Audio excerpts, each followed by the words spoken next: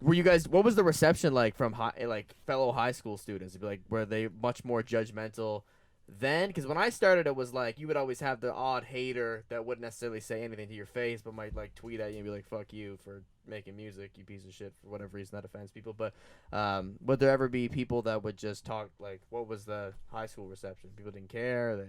High school, yeah. I mean, reception was 50-50, you know what I Right. mean? But like it was in a time when there was really nobody doing that type of music Mm-hmm. like around here to that extent. Like there was always a couple of people that have done it, Mm-hmm. but there wasn't like a scene, I guess, like you know what I mean? And that was kind of at the beginning of when more people started doing it and stuff like that. So generally the reception was kind of like didn't know how to Right. take it, you know what I mean? Because they're like, oh, look at these white kids from Glace Bay, like rapping now, like you know what I mean? It was a weird thing for because it was still like you know what I mean, 2002. Like there's still think about all like how far hip hop music has came Since since then, then, like which you is know like what an I mean. integral part of So pop culture now and the yeah, mainstream level, where even then it was to a degree, but yeah, there's probably more kids now. Like I would think, like a teenager who wants to get into music, like there's a good chance he might start rapping.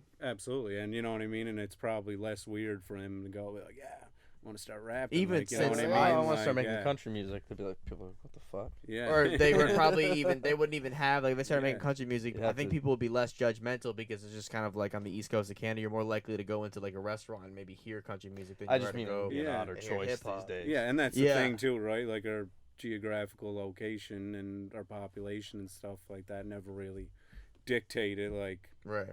hip hop, like a breeding ground for people to make hip hop music and stuff like that because we were always surrounded by like bar bands Right. and like you know what I mean. It was normal for that. Like if you were, I was like, yeah, you know what I mean. I'm starting a band. Like it would, the reception would have been, oh, cool. Like you know what I mean. Mm-hmm. Like rather So than like, yeah, I'm rapping now, and they're like, that's what they do like Like, in New York or yeah, something. yeah, Yeah, because well, I mean, I think it's the internet and how everybody's so connected now has a huge part to play in that reason why it's more common to see an 11-year-old, not 11-year-old, a kid in grade 11, or maybe 11-year-old too, start rapping and putting out music because it's just like it's at a point now, even from when I was in high school doing it, which was like when I started doing it in high school and putting out music, there was only Trey was the only one who I knew that was around my age that was also doing that. But I guarantee every single high school in Cape Breton or even just the CBRM, there's definitely at least one or two rappers and that Yeah. everyone knows about Oh, in yeah. that high school. And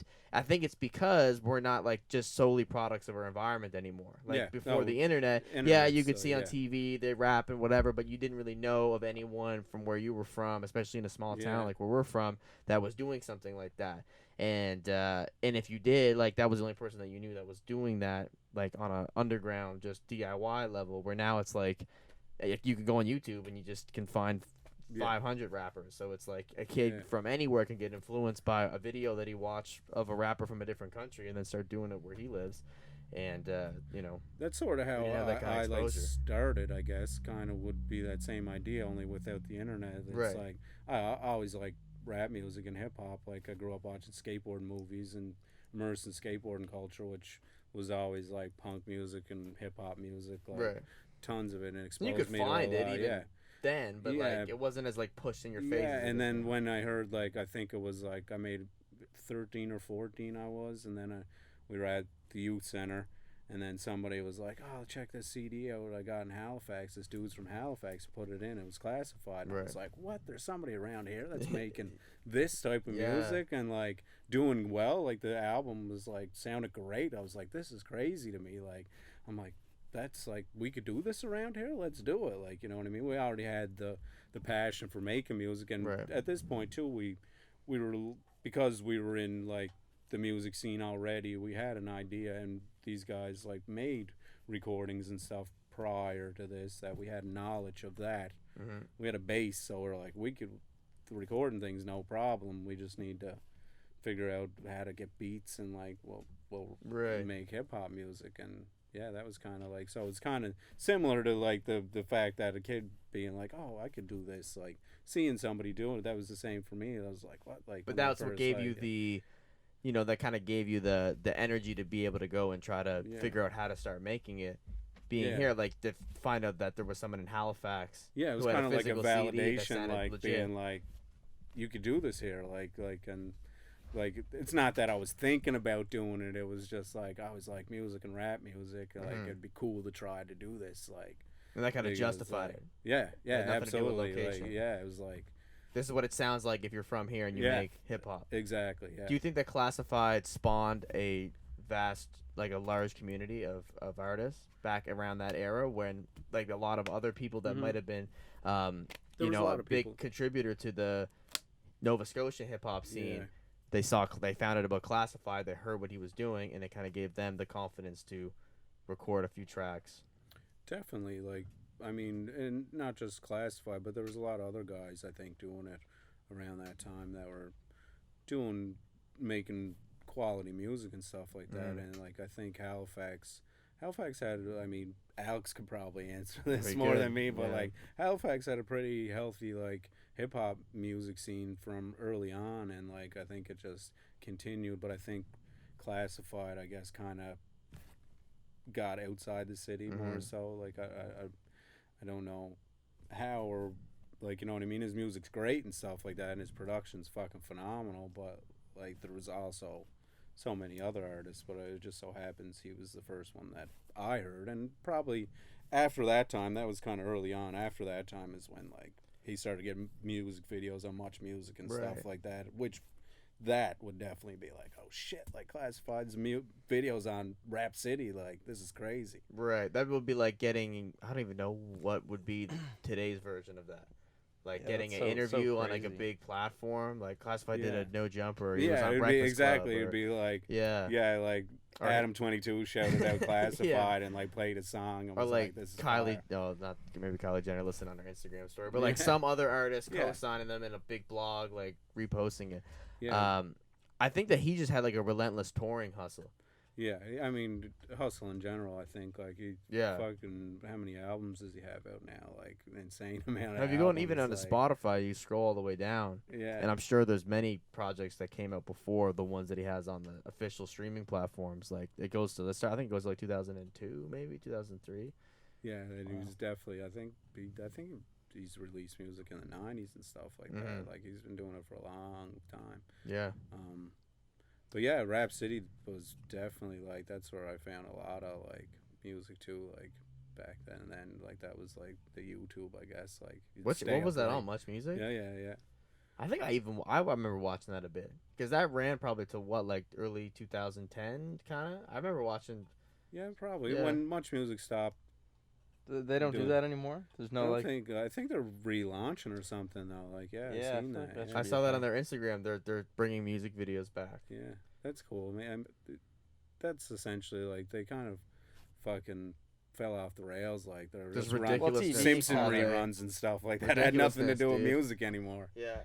Much Music and HLN are like the same. Like how Oh, no HLN only way. has forensic files, Much Music is ridiculousness. Yeah, Really? Or The Ridic- Simpsons, The yeah. Simpsons, yeah, ridiculousness. And I think it's the same with MTV in the States too. And I think Ridiculousness got taken off for the air for some reason for a bit, and then like their whole programming got all fucked up because all they play is I Ridiculousness. think the whole like MTV in the States was all Rob Dyrdek's shows. Like Yeah. Robin Big and like Yeah. the Fantasy Factory and ridiculousness. Like It's like great background TV, or like something to have on the TV, like on mute, like in a restaurant, Yeah. or like, what is it's interesting though. We were talking about like the origins of like hip hop in Halifax. We're talking about how Alex would probably be more up to speed on that, but it's like it always seemed like even in the early '90s there was some key figures, whether they were radio station hosts or people that had connections outside of Halifax that were kind of starting to create a bubbling scene there. I don't know, and I don't know if you would know, but is there anyone that was influential like that might have been doing something in Cape Breton that would go into the '90s? I mean, there was a dude, Kalo, Kyle. I forget his last name's eluding me right now, but he's done stuff. They had a band back in the day called Ill Prophet, and they would be kind of more somebody that was known around the scenes and stuff like that. But he ended up moving to Halifax and becoming a rapper like with the Backburner crew and stuff like that. Like Aziz, I think was his rap name, Aziz the Traveler or something like that. But he tragically got killed. Oh wow. He was originally from Glace Bay, and he was like, I guess, the only other person that I knew of. I didn't know him personally. Like, we have a shit ton of mutual friends and stuff like that. And I was living in Halifax when he passed away. But yeah, he was outside of that. I'm not really familiar with like Cape Breton. Had a big music scene like for like punk bands and stuff like that. But like hip hop was basically like the creation and performance of it was basically non-existent. Do you feel like you were, if not the first, like part of the crew that part of the first would have been like that I know, Pinky. Pinky recorded the first songs that like rap songs and stuff like that. That was another person that was like, okay, like Pinky's doing it now. Like it's time for me to jump in, like because me and Pinky were always tight and stuff like that. And he was in bands Pinky? And stuff like that. Pinky is Paul Pink, good friend of mine. Has an Instagram, Eat with Fat Polly and stuff. Oh, I know like him. That. Yeah. I know that Instagram name. So he is the first Cape Breton MC. He's not the first. There was definitely like I've talked to like on wax, like older guys from like the pier and stuff like that used to like fuck around with rap. Right. Yeah, I think I know. Like that. Yeah. Like, but that I've known that I guess actually kind of took it serious and like were consistently doing things like recording, playing shows. Like we maintained, I guess, somewhat of a hustle. Like there was lots of things we fell short on and stuff like that. But like, yeah, as far as I know, like somebody out there probably knows because there was no social media and things like that. There was probably somebody that had in Sydney probably or like crazy scene out in Lewisburg or something. Probably crazy scene out in Meat Cove. Probably wild shows at the Chowder Hut.